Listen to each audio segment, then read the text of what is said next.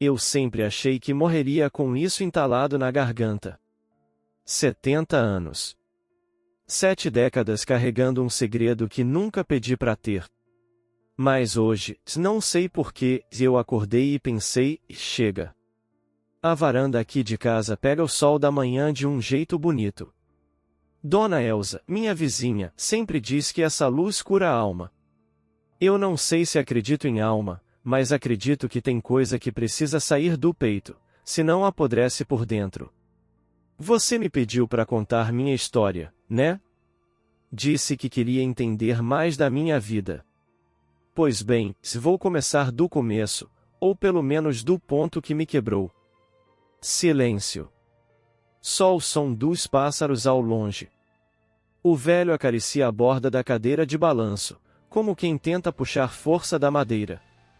Seu Antônio, o senhor tem certeza que quer falar sobre isso agora? Você pergunta, olhando para mim com um certo receio. Eu suspiro fundo. Olho pro céu. Respondo com a voz baixa, mas firme. Tenho. Porque se eu não falar agora, acho que nunca mais falo. Você pega seu caderno, caneta na mão, pronto para ouvir. Mas não escreva tudo de uma vez, não. Escuta com o coração primeiro. Fica tranquilo, tô aqui. Só fale o que quiser. Você diz. Pois bem. Eu nasci aqui mesmo, em Belo Horizonte, no bairro Caiçara. A rua ainda é parecida com a que era nos anos 60, acredita? Claro, agora tem asfalto, uns prédios feios que tapam o céu, mas algumas casas resistem. Como a minha. Meu pai, seu Geraldo, era pedreiro e crente da Igreja Batista da Redenção. Homem simples, correto, desses que ainda apertava a mão dos outros com os 2 olhos. Ele acreditava em Deus como quem acredita no ar. Não via, mas sentia. E vivia para isso. Foi na igreja que meu pai conheceu o bispo Joaquim. E é aqui que minha história começa. Ou melhor, se parte. Antônio se cala por alguns segundos. O silêncio volta. Ele parece ouvir vozes antigas, vindo da memória. Eu tinha uns 9 anos quando ouvi meu pai dizer pela primeira vez: Filho, esse aqui é o bispo Joaquim. Homem de Deus. Um anjo na terra. O tal Joaquim estendeu a mão, grande, branca, sorridente. Prazer, garotão. Já ouvi seu pai falar muito de você. Deus tem planos lindos para sua vida. Ele me deu uma balinha de hortelã. Daquelas de papel branco com a cruz desenhada. E eu, besta, sorri. Ali eu ainda era só um menino. Mas eu não quero adiantar tudo agora. Hoje só precisava dar o primeiro passo. Abrir essa porta que mantive trancada por tanto tempo. Eu só precisava começar. Meu pai conheceu o bispo Joaquim numa vigília de oração, se não me engano.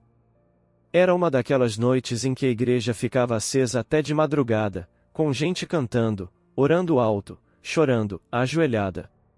Eu era só um moleque com sono, deitado no banco duro de madeira, ouvindo os hinos como se fossem parte de um sonho esquisito. O bispo chegou na igreja como um furacão manso. Falava bonito, com aquela voz grossa e calma, e sempre colocava uma mão no ombro das pessoas, como quem queria carregar o peso delas. Meu pai ficou encantado. Esse homem tem um brilho diferente, Antônio. Quando ele fala, a gente sente Deus chegar perto. Eu não sentia nada, mas dizia que sim. Só para vê-lo feliz. Joaquim começou a frequentar a nossa casa aos domingos. Tomava café com a gente depois do culto, comia o pão de queijo que minha mãe fazia e ria alto das piadas do meu pai. Seu Geraldo, se eu fosse padeiro, já teria perdido pro seu pão de queijo. Ah, bispo, o segredo é a mão da minha mulher. E a bênção de Deus, né? Meu pai respondia, orgulhoso. Minha mãe, Dona Alzira, sorria tímida. Eu ficava na beira da mesa, ouvindo tudo, com os olhos grandes e as pernas balançando na cadeira.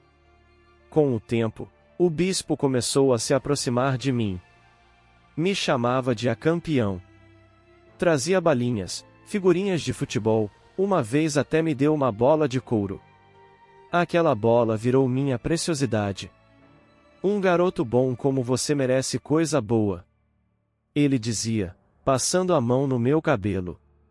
No começo, eu gostava da atenção. Era raro alguém da igreja se importar tanto com criança. Os adultos sempre pareciam ocupados demais em louvar, pedir, jejuar. Mas ele não. Ele me via. Jogávamos bola no campinho de terra batida atrás da igreja. Lembro de uma vez que marquei um gol e ele gritou: "Esse menino vai ser atacante do Cruzeiro, hein? Marca meu nome." Eu ri. Me senti gigante. Nunca ninguém tinha me elogiado daquele jeito fora da escola. Meu pai assistia tudo com os olhos brilhando. Era como se ver o bispo se aproximar de mim fosse uma confirmação de que estávamos no caminho certo. De que nossa família estava sob bênçãos especiais. E eu só queria continuar sendo visto. Sentido. Valorizado. Eu era só um menino. E ele, o bispo, era o amigo do meu pai. Era o homem de Deus. Era quem me dava doces, me ensinava a chutar com a perna esquerda, quem ria das minhas piadas bobas. Mas hoje, aos 70 anos, quando fecho os olhos e lembro daquelas tardes, eu sinto um arrepio que não tem nada a ver com nostalgia. Tem cheiro de armadilha. Se tem uma coisa que criança guarda na memória com facilidade, é cheiro e gosto. Lembro do cheiro dos doces que ele me dava. Aqueles de cocô, embrulhados em papel celofane colorido, ou as balas de leite que grudavam nos dentes. Ele sempre trazia um punhado no bolso do paletó, como se aquilo fosse a forma mais natural de se aproximar de um menino. "Trouxe seu reforço, campeão." Ele dizia, abrindo o bolso interno, como quem revela um tesouro. "Valeu, bispo." Eu respondia, todo feliz, enfiando as balas no bolso da bermuda. Minha mãe sempre olhava de canto de olho, meio desconfiada. "Vai estragar os dentes do menino, bispo." Ora, irmã Alzira, um doce de vez em quando alegra a alma. E menino feliz é menino forte. Ele dizia, com aquele tom de quem sabe mais do que todo mundo. Minha mãe sorria, meio sem graça. Meu pai achava graça mesmo. "Esse Joaquim é um danado." Ganhou o menino pelo estômago. Ele ria, coçando a cabeça.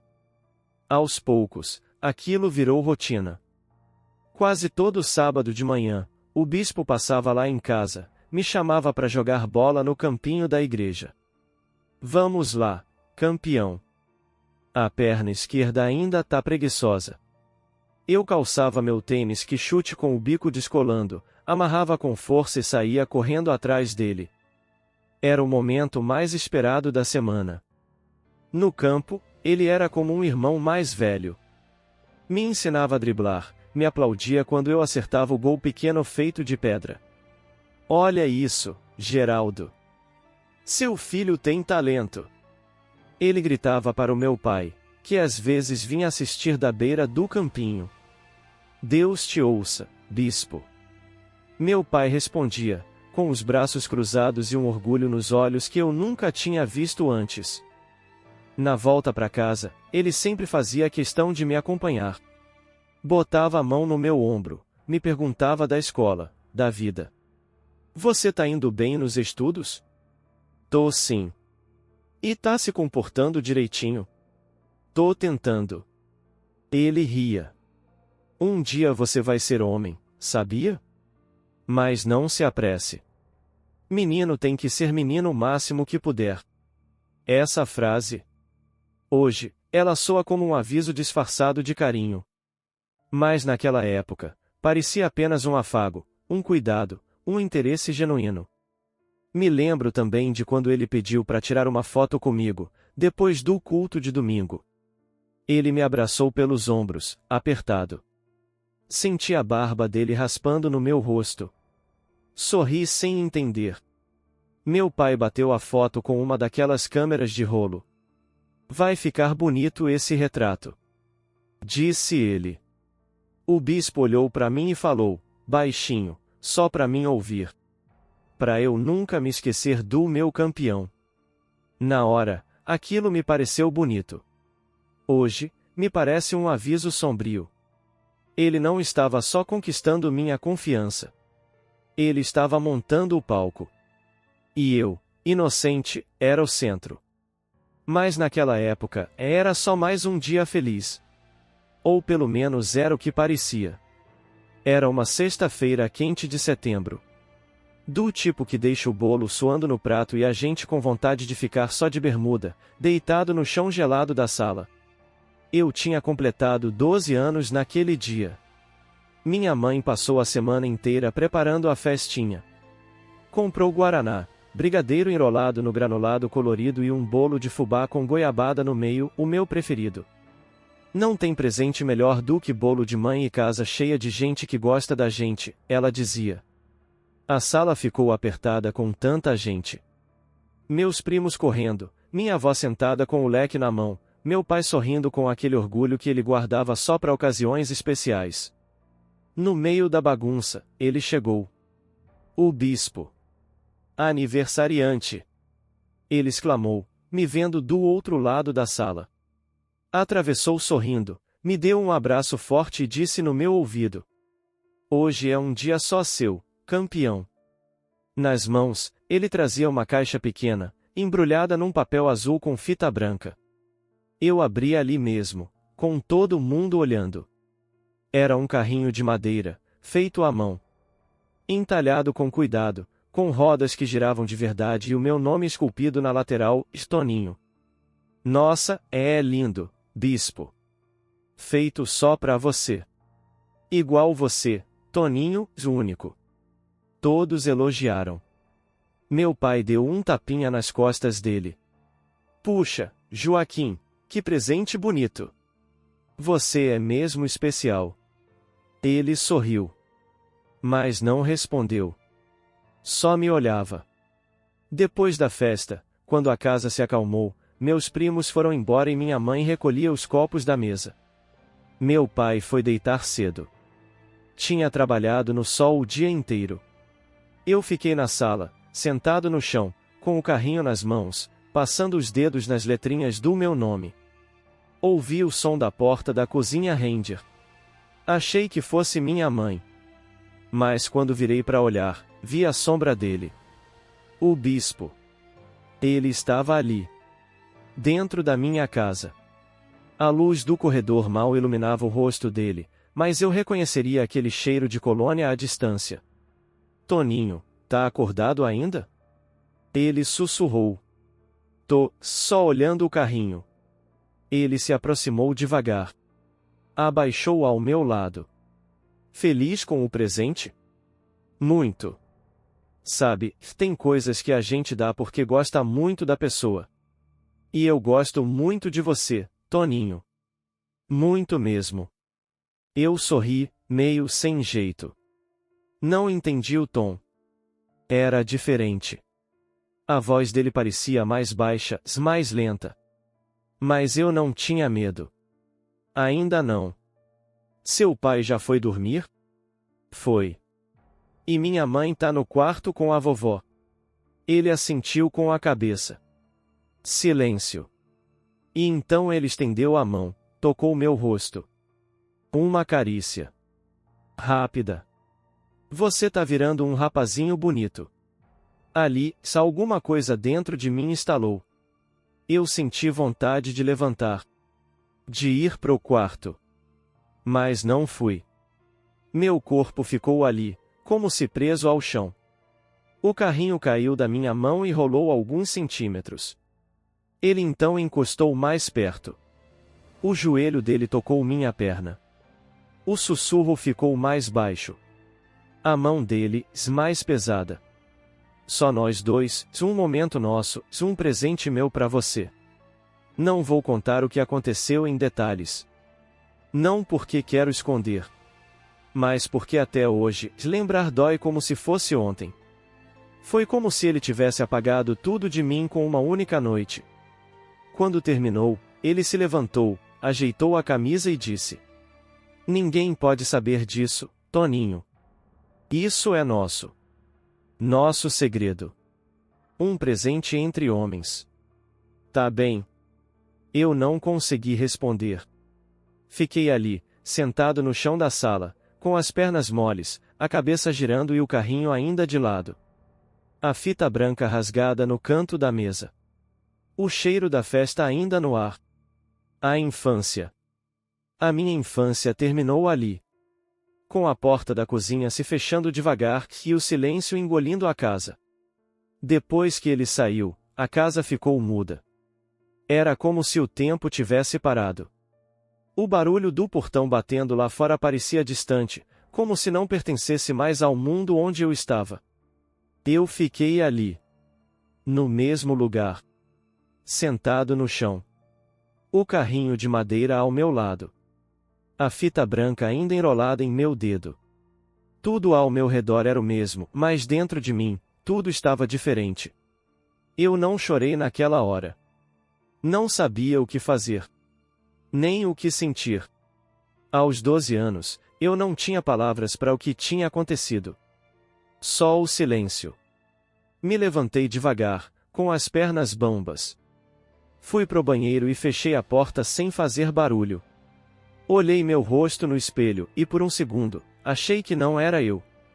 Era um menino estranho, com os olhos apagados e a boca trêmula. Tirei a roupa e entrei no chuveiro. Lavei o corpo com força. Esfreguei. Esfreguei de novo. A água gelada não me acordava. A sensação era como se eu estivesse sujo por dentro. Minha mãe bateu na porta com a voz suave. Toninho? Que cê tá fazendo acordado ainda, filho? Estou só tomando banho, mãe. De madrugada, menino? Vai esfriar esse corpo. Sai daí e vem dormir. Tá bom. Esperei ela sair. Fechei a torneira. Fiquei ali, tremendo. Me vesti sem olhar no espelho de novo. No meu quarto, deitei na cama e virei pro canto da parede. Minha avó roncava baixinho no colchão ao lado. O som que antes me acalmava agora me deixava inquieto. Tudo parecia estranho. Tudo parecia errado. Fechei os olhos e repeti para mim mesmo, como se fosse uma prece. Isso foi só um pesadelo. Foi só um pesadelo. Foi só um pesadelo. Mas não era. Na manhã seguinte, acordei cedo. Não consegui ficar na cama. Minha mãe me chamou para tomar café. Bom dia, meu filho. Dormiu bem? Murmurei, sem encará-la. Ela colocou o pão com manteiga no prato, guaraná da festa no copo. O bispo deixou o recado. Disse que foi embora cedo para atender uma irmã doente. Mas deixou um abraço para você. Engoli seco. O gosto do pão parecia areia. Meu pai chegou na cozinha, animado. E aí, aniversariante? Gostou da festa? Gostei. E do presente do bispo? Bonito, né? Aquilo foi feito à mão. Ele mandou entalhar com o seu nome, sabia? Assenti. Não consegui dizer nada. Ele gosta muito de você, Toninho. É como um padrinho para você, sabia? Homem de Deus. Você tem sorte. Sorte. Aquela palavra ficou martelando na minha cabeça o dia inteiro. Sorte de quê? De ser escolhido? De ser tocado? De ser forçado a guardar um segredo que eu nem entendia? Naquela noite, eu não dormi. E na noite seguinte, também não. E em muitas outras depois. A verdade é que, para mim, aquela noite nunca acabou. Mesmo agora, aos 70 anos, sentado nesta cadeira de balanço, contando isso pela primeira vez. Aquela noite ainda me visita. Ela não tem fim. É por isso que eu estou aqui, contando pra você. Porque se eu não disser em voz alta, ela vai continuar me calando por dentro. E eu já calei por tempo demais. Depois daquela noite, alguma coisa dentro de mim desligou. Eu andava pela casa como quem carrega um peso invisível. Meus passos ficaram mais curtos, meus olhos mais baixos, minha voz até sumiu. Mas ninguém parecia notar. Naquela manhã de domingo, minha mãe me chamou para me arrumar para a igreja, como sempre fazia. Toninho, coloca a roupa azul clara, aquela que você usou no aniversário. Tá limpinha, passada. Não quero ir. Ela parou. Me olhou com a testa franzida. Como assim não quer ir? Tá passando mal? Não. Ela se aproximou e tocou minha testa com a palma da mão. Não tá com febre. Então por que não quer ir? Não gosto mais. Ela cruzou os braços. Não gosta mais de quê? Da igreja? De tudo. Minha mãe não respondeu na hora. Me olhou por uns segundos longos demais. A mão dela tremeu um pouco, e então ela saiu da porta, murmurando.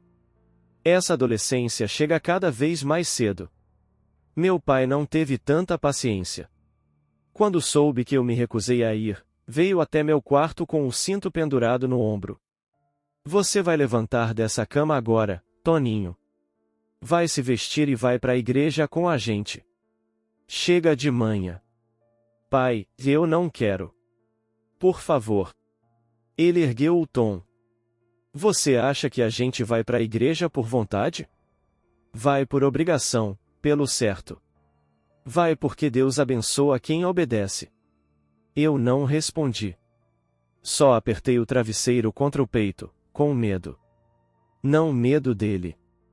Medo de estar preso num mundo onde ninguém via o que eu sentia. Na igreja, o bispo estava lá, como sempre. Falando bonito. Gritando aleluia. Abraçando os fiéis. Olhou para mim no meio da pregação e deu um sorriso pequeno, discreto. Um daqueles sorrisos que só eu entendia agora. Eu abaixei os olhos. Senti minha barriga embrulhar. Quis vomitar. Na volta para casa, fiquei em silêncio o caminho inteiro. No almoço, não comi nada. Minha mãe insistia. Toninho, come um pouco, filho. Não tô com fome. Meu pai deu um murro leve na mesa. Que frescura é essa, menino? Vai ficar de birra até quando? Minha mãe tentou contornar. Deixa o menino, Geraldo. Ele deve estar crescendo, o corpo muda, o humor também. Mas não era crescimento. Era luto. Um luto silencioso por algo que ninguém sabia que havia morrido dentro de mim. À noite, minha avó, que era mais quieta, me chamou na cozinha enquanto lavava a louça. Tá tudo bem com você, Toninho? Tá. Ela continuou ensaboando os pratos, mas não tirava os olhos de mim. Eu já fui criança também, viu? E às vezes a gente guarda um trem no peito achando que ninguém vai entender. Mas tem coisa que só melhora se a gente fala. Fiquei quieto. A garganta travada. Ela sorriu com tristeza. Você não precisa dizer agora. Mas se um dia quiser falar, eu escuto. Sem julgar. Prometo. Foi a primeira vez que senti que alguém se percebia. Mas mesmo assim, não falei. Eu não sabia como falar. Nem o que falar. Só sabia que, mesmo cercado de gente, eu me sentia sozinho. Aos 12 anos, já tinha descoberto que o pior silêncio é aquele que a gente carrega dentro do peito, e que ninguém ouve. Eu não sabia que o corpo podia falar mesmo quando a boca se calava. Depois daquela noite, e de tudo que veio depois, meu corpo começou a se rebelar contra mim. Foi devagar, feito infiltração em parede. Primeiro uma mancha pequena, depois a parede inteira desabando. Comecei a ter dores de cabeça quase todo dia. Umas pontadas fortes, que vinham de repente, como se alguém apertasse meu crânio por dentro. Minhas mãos tremiam às vezes, sem motivo. Eu sentia o coração acelerar à toa, quando alguém encostava em mim, quando o bispo passava por perto, quando meu pai me chamava com a voz um pouco mais alta. Você tá muito nervoso ultimamente, menino, minha mãe disse uma tarde, enquanto eu empurrava a comida no prato. Não tô nervoso. Tá sim. Vive encolhido, calado, parecendo que vai explodir. Isso não é normal. Meu pai entrou na cozinha nesse momento, com um maço de contas na mão. Não é doença, Alzira. É preguiça. Falta de ocupação. Tá crescendo mimado. Não é mimado, Geraldo. É outra coisa. Ele tá diferente. Meu pai bufou. Diferente como? Minha mãe ficou em silêncio. Ela também não sabia dizer. Mas eu sabia. Era como se o meu corpo estivesse gritando por mim. Comecei a ter pesadelos quase todas as noites. Acordava suado, o coração disparado, com a imagem daquele homem no meu quarto. Às vezes, eu gritava no sono. Outras vezes, chorava baixo, tentando não acordar ninguém. Minha avó, coitada, uma noite levantou assustada. Toninho? Que foi, meu filho? Nada, só um sonho. Você sonha muito alto. Parece que tá sendo perseguido. Isso não é bom. Tem que contar pra sua mãe. Mas eu não contava. Não conseguia. O medo amarrava minha língua, como se eu fosse o culpado. Comecei a faltar na escola. Dizia que estava com dor. Inventava febre. Minha mãe me levava ao posto de saúde. A enfermeira dizia que eu não tinha nada. Esse menino é saudável como um touro, Dona Alzira. Tá com alguma coisa na cabeça. Minha mãe me olhava, desconfiada.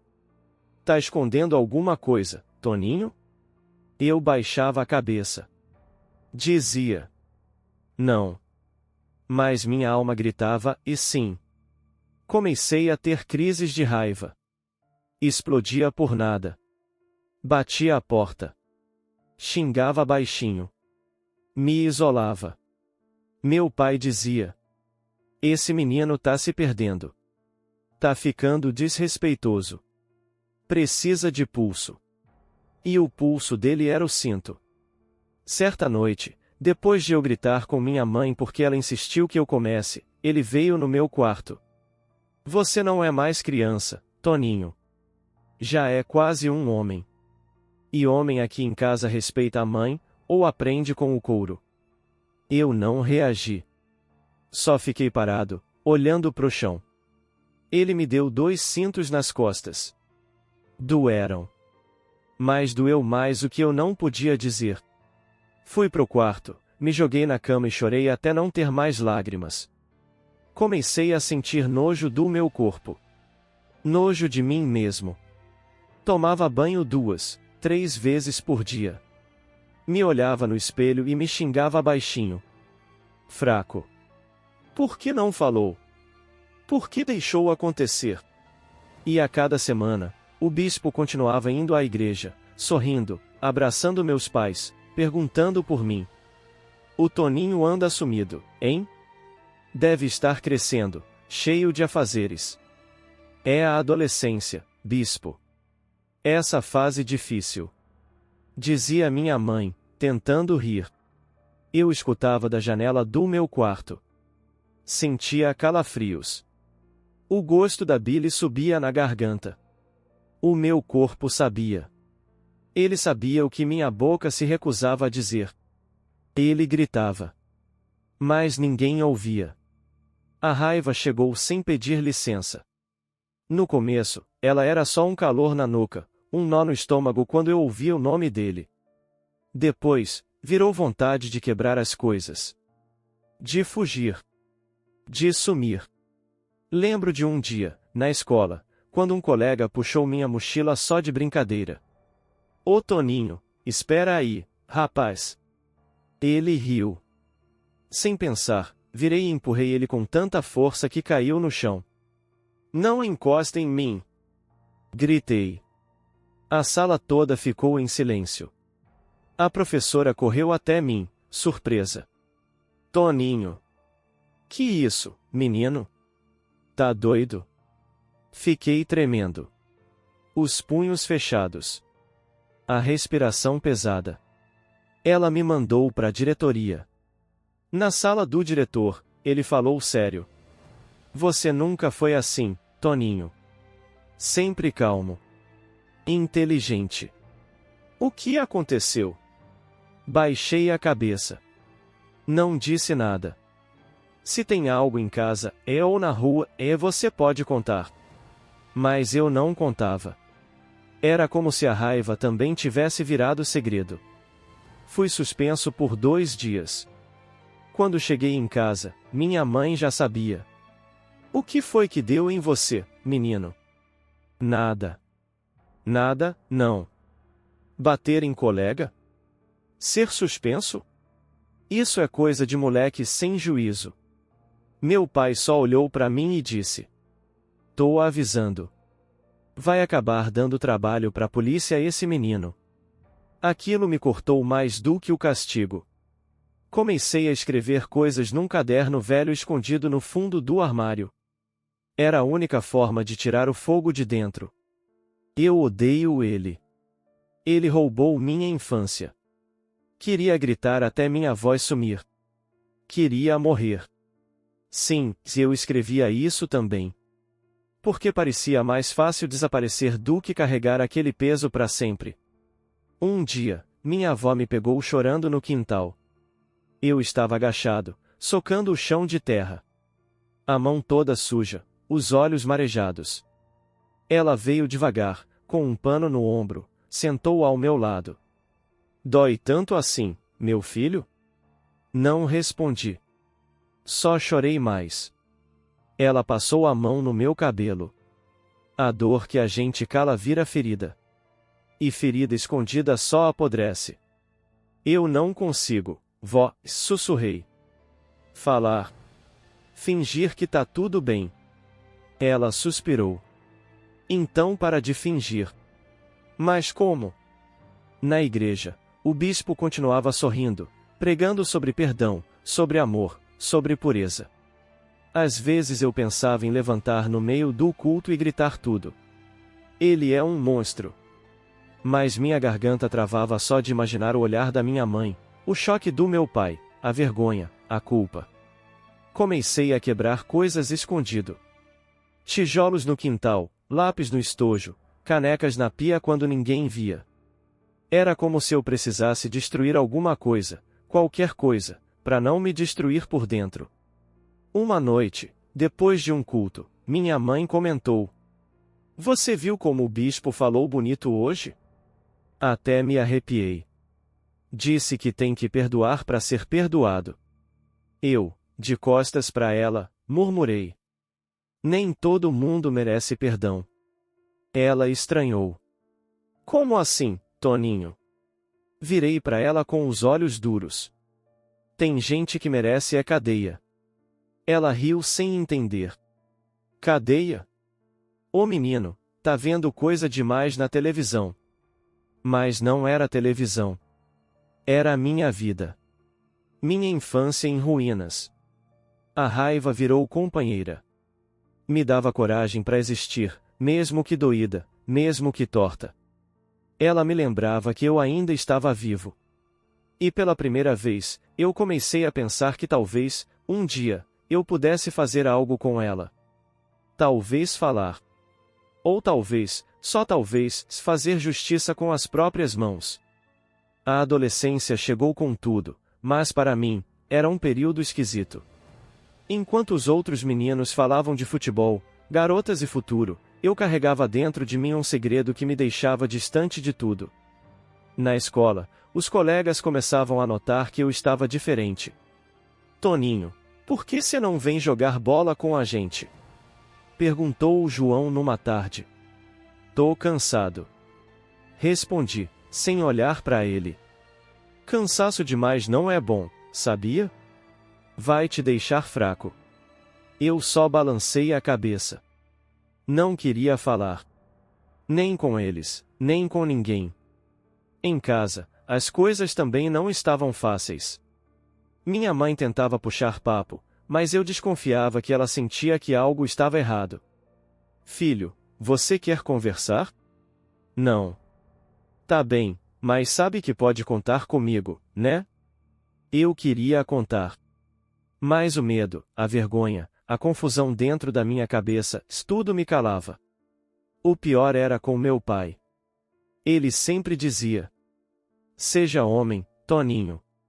Não deixa que nada te derrube. Eu tentava.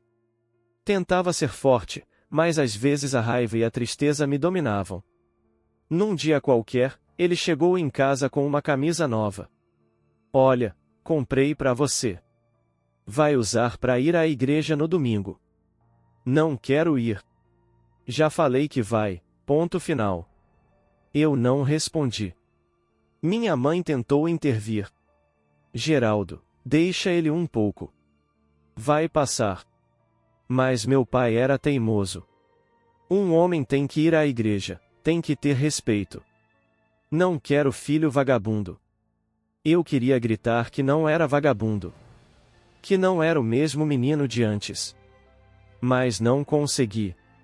Uma vez, tentei conversar com meu melhor amigo, Lucas. Sabe, eu tô meio estranho. Não sei explicar. Tá tudo bem, Toninho. Pode falar. Não dá. Tem coisas que não se fala. Pode confiar em mim. Não. É melhor não. Ele me olhou triste, mas não insistiu. Essas marcas invisíveis que eu carregava me afastavam de todo mundo. Eu me sentia preso, como se estivesse numa prisão sem grades. À noite, eu escrevia no meu caderno escondido. Era o único lugar onde eu podia ser eu mesmo. Eu queria gritar. Eu queria sumir. Eu queria ser forte. Mas lá no fundo, eu tinha medo. Medo do futuro, medo de nunca conseguir ser feliz. Eu me perguntava se algum dia aquela dor iria embora. E mais importante, se algum dia eu conseguiria perdoar. O segredo que eu carregava era um fardo invisível, mas pesado demais para um menino de 14 anos. Era como andar com uma mochila cheia de pedras, que ninguém podia ver e que eu não podia tirar. Um dia, na escola, a professora de português pediu para a gente escrever uma redação sobre um segredo que guardo. Eu sentei na minha carteira, olhando para a folha em branco. O que eu podia escrever? Como contar um segredo que me fazia doer por dentro? Depois da aula, a professora, Dona Marta, se aproximou de mim. Toninho, você está bem? Vi que não entregou a redação. Não consegui, professora. Quer conversar? Às vezes falar ajuda. Não. Tudo bem. Mas saiba que eu estou aqui, tá? Eu dei um sorriso forçado. Em casa, eu senti o olhar da minha mãe cada vez mais preocupado. Filho, você está tão calado. Tá acontecendo alguma coisa? Eu queria contar. Queria gritar. Mas a voz não saía. Nada, mãe. Tá certo, filho. Mas quando quiser, eu tô aqui. Eu sabia que ela falava a verdade. Que ela queria ajudar. Mas tinha medo. Medo do que ia acontecer se eu falasse. Uma noite, meu pai chegou mais cedo em casa. Toninho, precisamos conversar. Sobre o quê? Sobre você. Essa sua mudança não está me agradando. Não fiz nada. Não é só o que você faz, mas como você age. Tá faltando respeito, filho. Eu não disse nada. Fiquei parado. Ele me olhou sério. Se você não começar a se abrir, vai ser pior para você. Aquelas palavras ficaram ecoando na minha cabeça. Mas como se abrir se não sabia nem por onde começar? No meu quarto, eu chorava baixinho, sem que ninguém ouvisse. Sentia a dor apertar meu peito. O medo, a vergonha, o silêncio. E o segredo continuava lá, guardado. Era um peso que eu não sabia até quando aguentaria carregar. Aos 15 anos, eu já sentia que precisava de alguma coisa para me salvar, algum fio de esperança naquele túnel escuro.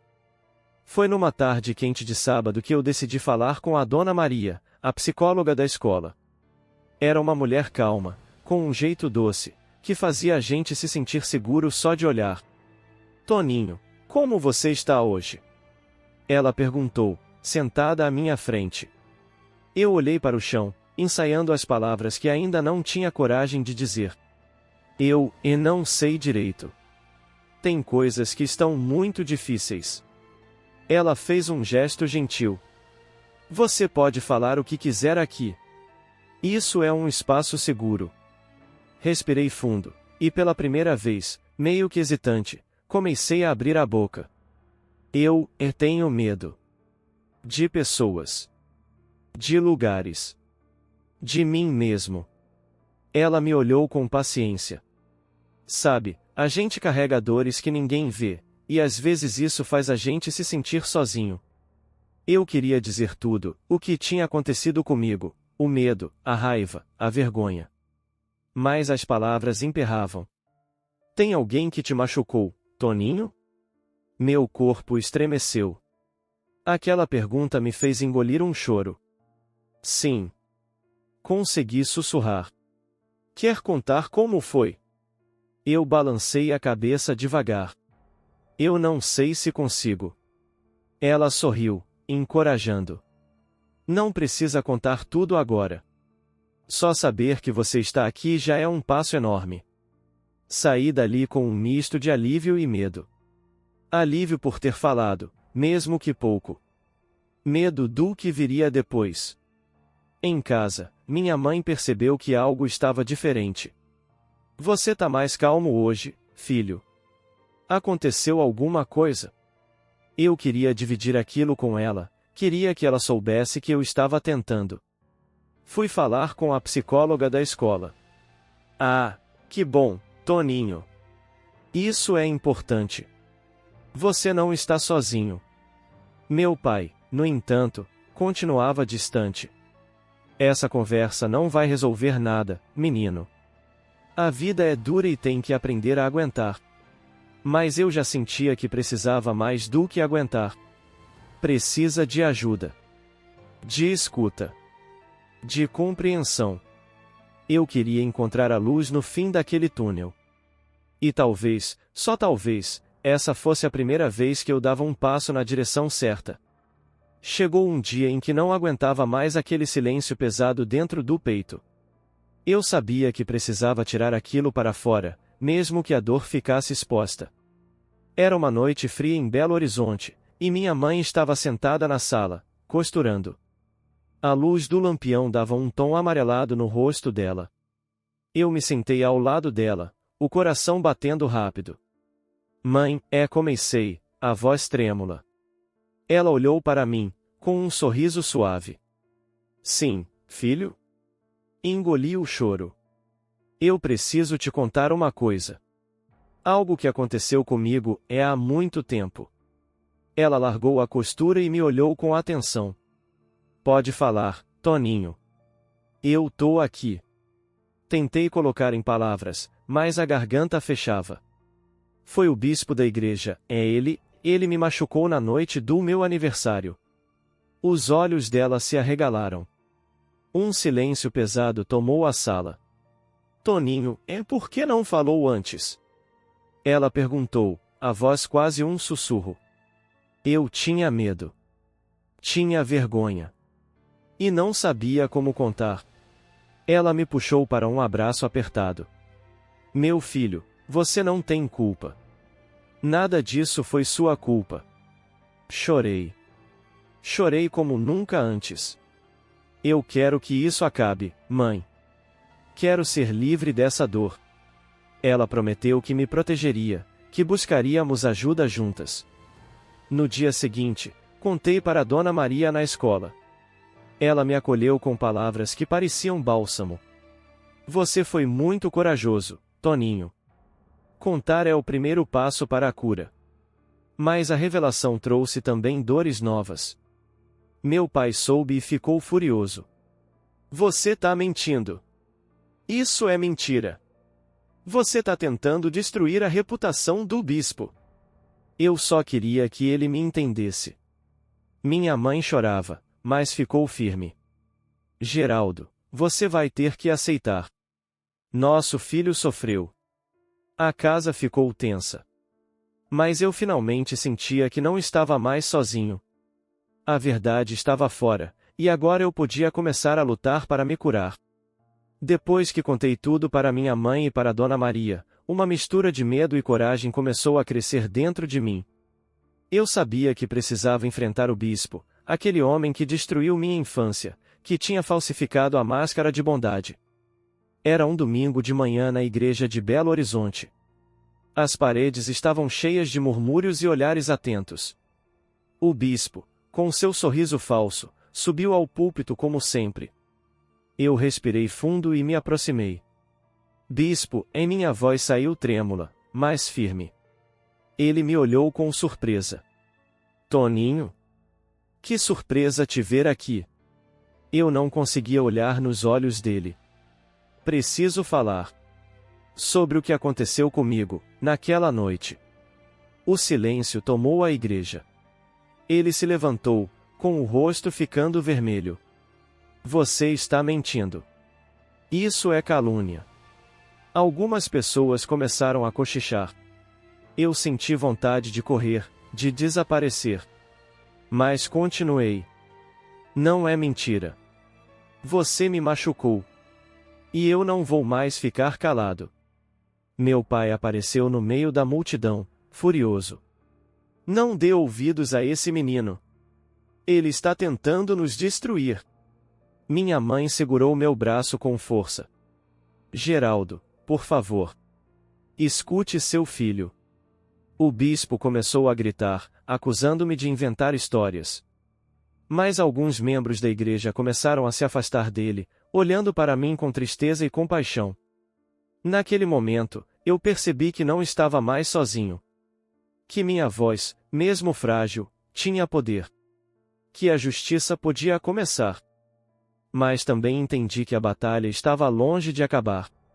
Depois do confronto na igreja, eu sabia que o caminho seria difícil.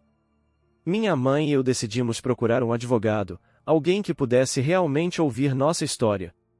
No escritório, a advogada, a doutora Helena, nos recebeu com um sorriso acolhedor. Toninho, estamos aqui para fazer justiça. Não é fácil, mas não vamos desistir. Tenho medo do que pode acontecer. Confessei. É normal ter medo, mas você é muito corajoso. Vamos lutar juntos. Naquela época, os olhos do meu pai ainda estavam cheios de raiva. Isso vai destruir nossa família. Ele dizia. Minha mãe, com firmeza, respondeu. Meu filho merece respeito. Isso não é uma questão de destruir família, é uma questão de justiça. O processo começou. As testemunhas, os depoimentos, os olhares desconfiados. Eu revivia tudo a cada pergunta, a cada palavra. Uma noite, conversando com minha mãe, desabafei. Será que alguém vai acreditar em mim? Eu acredito, e isso basta. A verdade sempre aparece. Minha mãe segurava minha mão, dando força quando eu mais precisava. Os dias pareciam intermináveis, mas eu sentia uma leve esperança crescendo. A justiça, mesmo que lenta, começava a se mover. E eu entendia que falar era uma arma poderosa contra a dor. Mesmo que o caminho fosse cheio de obstáculos, eu já não era mais aquele menino calado. Eu estava pronto para lutar pela minha vida. Com o tempo, a luta pela justiça foi trazendo mudanças na minha vida. Não apagou as cicatrizes, mas me deu força para seguir em frente. Meu pai, finalmente, começou a entender. Toninho, eu errei contigo. Não sabia o que você estava passando. Eu também tive que aprender, pai. Não foi fácil, mas a verdade precisava ser dita. Minha mãe, sempre minha rocha, me abraçava nos momentos mais difíceis. Você é um guerreiro, meu filho. Hoje, aos 70 anos, olhando para trás, vejo que a dor me marcou, mas não me definiu. Aprendi que abrir meu coração e buscar ajuda foi o maior ato de coragem que pude ter. Se você está passando por algo parecido, saiba que não está sozinho. A luz no fim do túnel existe, mesmo quando tudo parece escuro. Obrigado por ouvir minha história. Se você gostou, por favor curta o vídeo, compartilhe para ajudar outras pessoas e se inscreva no canal para acompanhar mais relatos reais. E não deixe de comentar o que achou. Sua opinião é muito importante para mim. A vida é dura, mas a esperança sempre renasce. Até a próxima!